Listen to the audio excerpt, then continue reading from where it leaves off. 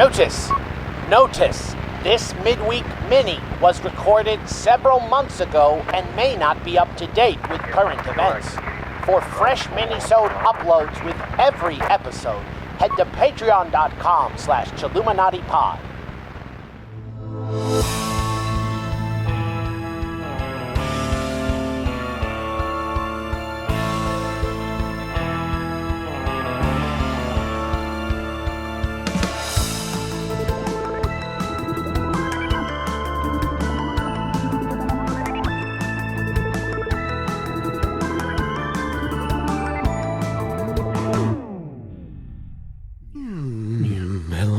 Chilluminati, and welcome.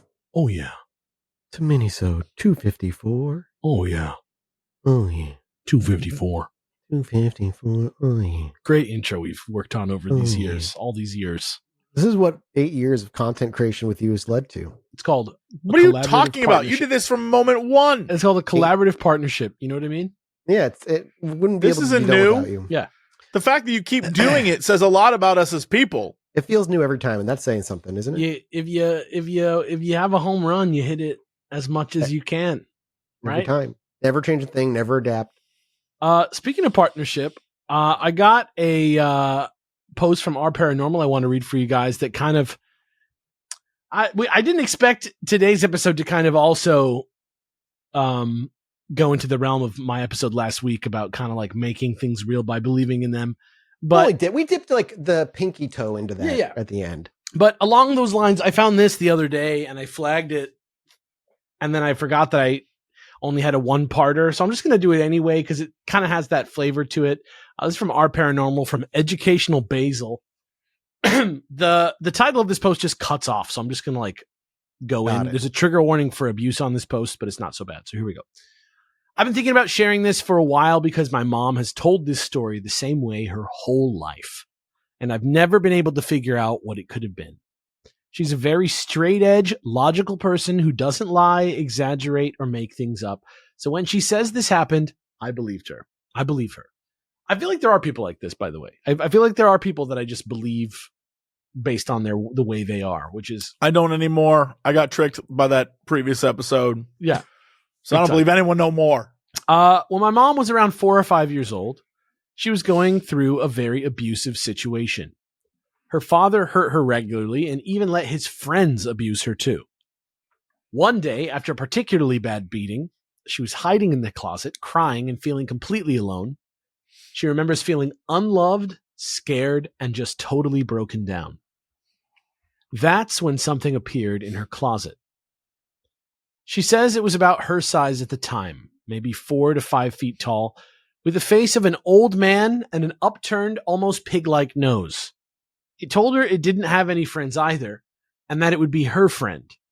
From that moment on, they basically spent all their time together. They played with toys. It's the squonk. Yeah, they played with toys, solved puzzles, looked at books. She remembers all of it very clearly and describes him as a real friend who made her feel less alone. He was protective, too. One time, she wandered off into the woods near her home, and it scolded her and brought her back.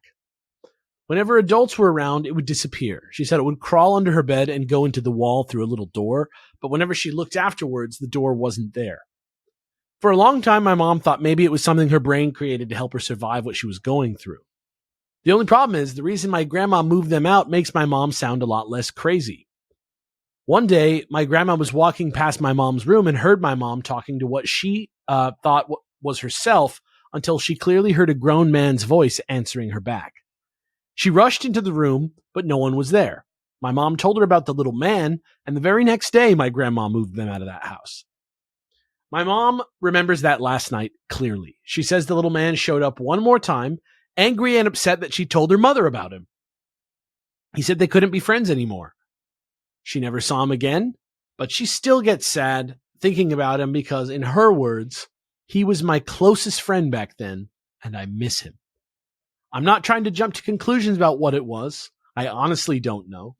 Maybe it was some kind of coping mechanism, but the way she describes it and the fact that my grandma heard a man's voice has always made me wonder if something else was going on. So I'm posting here to ask, Has anyone ever heard of anything like this? Something that appears during childhood trauma, interacts, hides from adults, talks with an adult's voice, and then disappears for good once discovered. I'm genuinely curious if anyone has experienced or heard of anything similar. And that is the post. But where did this happen? This is I don't know. It said this person has kind of like a good command of English, but that doesn't really mean that much. I assumed American just based on the syntax. But in the comments, somebody says it sounds like a domovoi, which is a Slavic-rooted household spirit. And a paranormal researcher, Chain and Scale, chimed in and said, I'm Slavic, and this came to mind, but usually a domovoi would want to go with a family if they moved. Folklore says you also aren't supposed to see them, and so long as you keep the house clean, leave an offering once in a while, and they'll be happy. The attitude in the house, though, with the abuse would probably have made one beyond angry. However, it probably would have made its dislike known visibly. Perhaps it decided to forget the no contact rule and allowed the daughter to see him. It also, wrinkly face, pig nose, sounds like a squonk, dude. Lonely. The squonk sounds a little bit more thirsty or desperate in another desperate way. for a friend. He just wants a friend. That's true. I just, that's a good one. shout out to the I squonk. like that story. It's a good story. One of my favorite cryptids. I love a squonk. I love the squonk. He's one of my favorites. I love a Yeah, squonk. it has like imaginary friend, but like book kind of imaginary friend vibes. Yeah. This story, like there's like a fairy tale element to it, and a lot of people in the comments are guessing that it was like some kind of like third man syndrome or something like that, where you manifest a helper. That's cool. And you like do like red rum type stuff where you're like doing it yourself and you're talking to yourself, but it's like it genuinely feels like another person. That was a good story. I kind of want to do mine real quick because it ties to Jesse's from last week, if you're cool with that. Oh, okay. Remember how you talk about the universe and like they measure the universe and it's another thing? This is from a week and a half ago. Another thing that's making people question, the scientists question, whether the universe is like as we expect it to be, is that our solar system is moving 3 times faster than previously thought. A new study is now challenging previous models.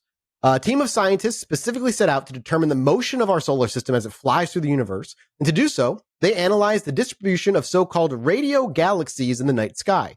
These are distant galaxies that emit particularly strong radio waves. And as the solar system moves through the universe, its motion creates an extremely faint headwind characterized by more radio galaxies appearing in the direction of travel.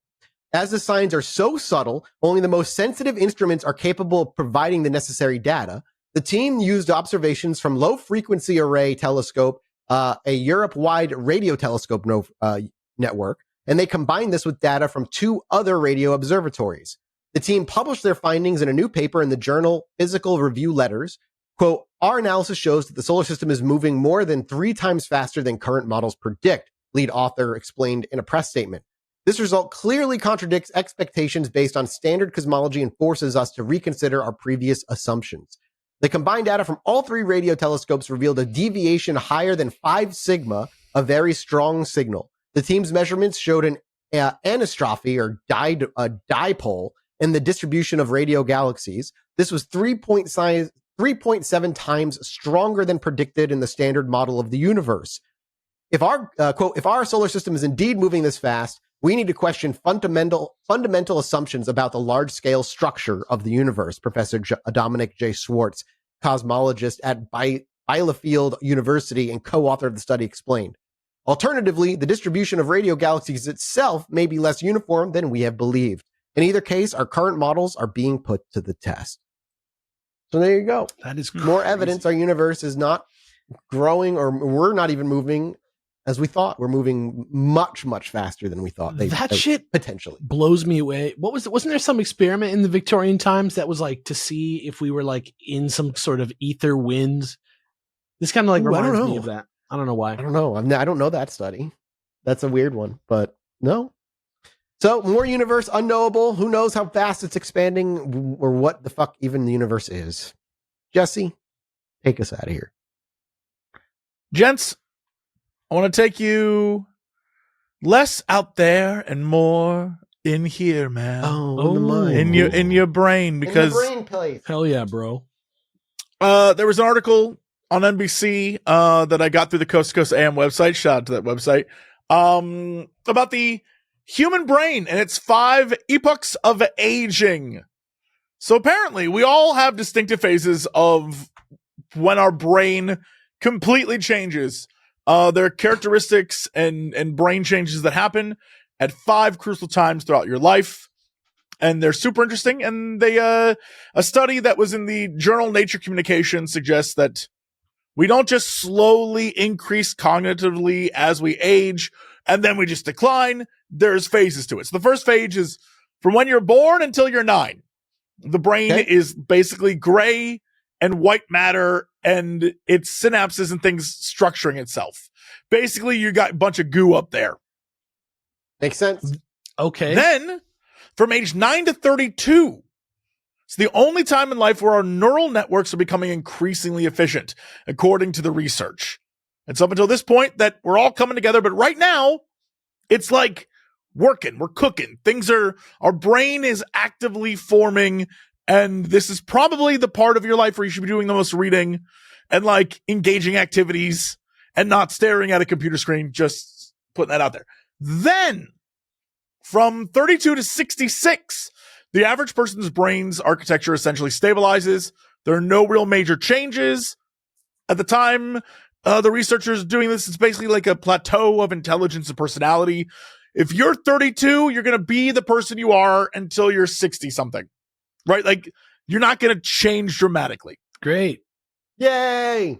Then from 66 to 83, the brain tends to be more modular, where neural networks are divided into highly connected sub-networks with less central integration. So like it's a different beast up there. You're not firing on all cylinders. Things are like, oh, all right, this is what we're doing. Oh, no, we're doing this now. Oh, no, I don't like We're doing that. this now.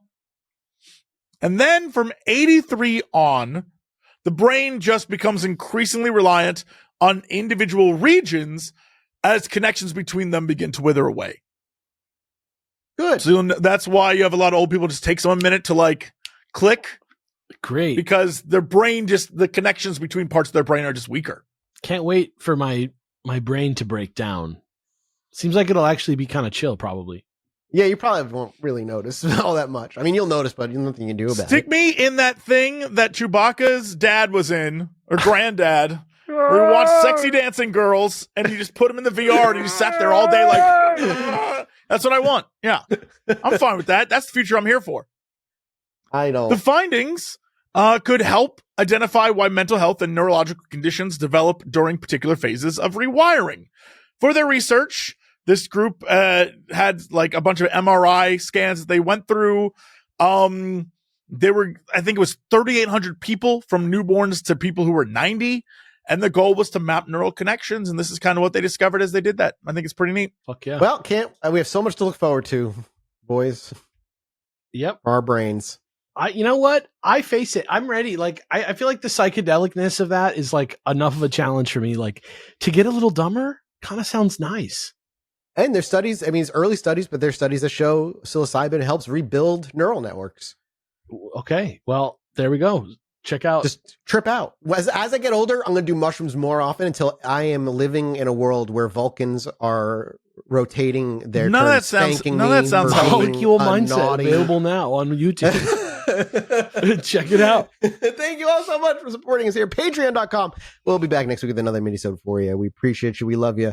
Goodbye. Bye. And if you're 80 and you just forgot what we did, just listen to the episode again. Yeah, do it. Listen to it twice. That's twice the impressions. Exactly. You're Hey, bye. welcome here.